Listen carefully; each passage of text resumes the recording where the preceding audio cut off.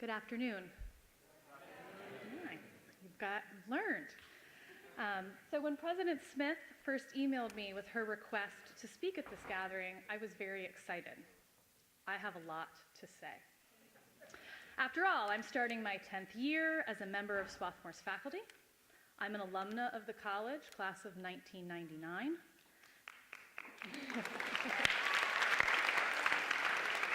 That means I graduated a millennium before you. Just thought I'd point that out. And I recently stepped into the role of Associate Provost. So I have the honor of having many perspectives and identities within the college.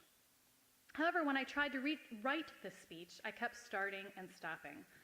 What did I want to say to you? Which of my many Swarthmore identities should inform this speech? And every time I sat down to put pen to paper, I felt much the same way I had my first day at Swarthmore. That this was going to be the day everybody figured out I didn't belong here because I didn't really know what I was doing.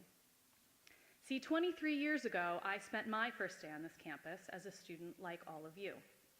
And after dinner that first night, I returned to my dorm room alone, called my older sister, and spent an hour crying to her about my anxieties. So 23 years later, not a lot has changed. Every start of the school year, I remain convinced that this is the year everyone will figure out I don't really know what I'm doing. So after many failures on the start of this speech, I reminded myself that I should write about what I do know rather than focusing on what I don't. And since I'm a statistics professor, I've decided to give you a lecture on statistics. Since I only have 5 minutes and not a full semester, I'm going to focus on two concepts in statistics that are core to the field: variability and model building. In order to understand why I decided to focus on statistics, it's probably important for me to explain to you why I love the discipline of statistics. At its heart, statistics is the study of uncertainty. Statistics helps us to understand questions by making sense of variability, by allowing us to consider, describe, and explain differences in the subjects, individuals, and things we are studying. For example, why are some of us shy while some of us love to meet new people? Why are some of us tall and some of us short?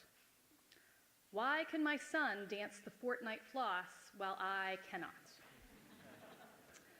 What characteristics of ourselves, our genetics, our families and friends and teachers and environments explain our personalities, our heights, and our dance skills? We study this variability not because we want everything to be the same, but because we believe there is beauty and honor in the variability that exists in the world. In fact, we statisticians like variability so much that when we have characteristics of the individuals or things we are studying that don't vary, we don't use them in our models. Because characteristics that are all the same are neither interesting to predict, nor do they offer us much predictive power in understanding those characteristics that do vary. So if all of you are like I was 23 years ago, I'm guessing each of you is at least a little anxious tonight about how the next 4 years are going to go. So predicting whether or not you have that anxiety is no longer too interesting to me. But understanding how each of you individually handles that worry would be pretty fascinating. To be a bit more explicit, let me explain to you a specific research question I've pondered.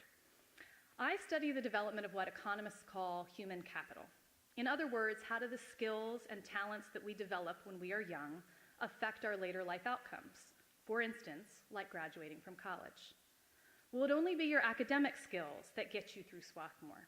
Or do you need other skills, such as persistence, conscientiousness, and diligence to be successful here? And how do these skills play off of one another? Do you need conscientiousness to develop math skills? Does succeeding in psychology help you develop persistence? Perhaps not surprisingly, figuring out the answer to these questions can be hard. We have to build and consider many different models. In some models, we might include certain characteristics, and in some, we won't.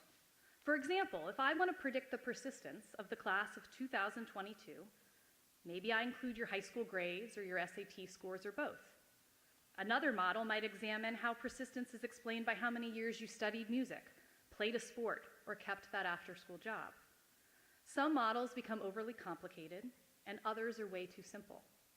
We have to find balance between explaining as much of the variability and the persistence of the class of 2022 as we can, while still making the model understandable to other psychologists and educators who might benefit from the results. The person who best described model building in my mind is a man named George Box, who once said, "All models are wrong, some are useful." I love this phrase. To me, it takes off all the pressure. See, if it's true that all models are wrong, then automatically that means the goal is no longer about perfection. It's not about getting the right answer. Accepting the flaws and limitations of every model is a part of statistical practice. There will always be characteristics that we don't know about, or maybe there will be individuals who don't follow our patterns. But that doesn't mean we can't learn something from every model, no matter if it's too simple or too complicated. Often, we learn more from our failed models than from our more successful ones. But we only learn when we're willing to update our failed models as we learn more. So why am I talking to you about variability and model building? Because, like the arts, as President Smith noted, I think statistics also has a lot to teach us about how we approach new challenges in life. And here are 3 lessons I've learned from statistical practice. Lesson 1, you are a varied group of people. The one thing you all have in common is that you're all members of the Swarthmore class of 2022. But each of you come from different places and different backgrounds. For the next 4 years, you will make many choices about who you spend your time with. Statistics has taught me you should spend time with people who vary from you. Because people who are just like you will not stretch you very much. Just as we statisticians cannot make inferences or predictions from characteristics that don't vary, neither will you learn if you spend your time only with people whose characteristics are just like yours. Lesson 2, be a builder, whether that be building models or theories or friendships or communities. But recognize that building is much harder than destroying. Building requires creativity. If you want to build friendships around you, you will need to try many different ways to communicate with others.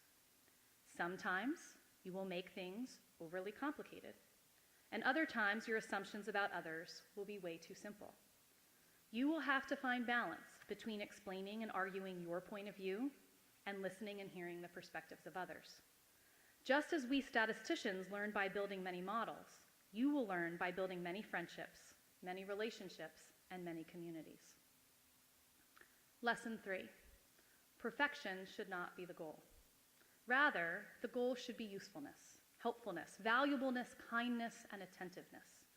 Just as we cannot expect perfection in any model, neither should we expect perfection in ourselves, in others, in a friendship, or in a community. There is not a right version of you, nor can any of us expect a flawlessness in others.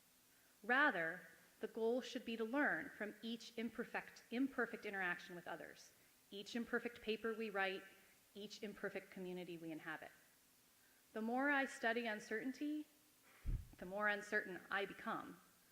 And my uncertainty, my willingness to be imperfect, leads to my usefulness in the world.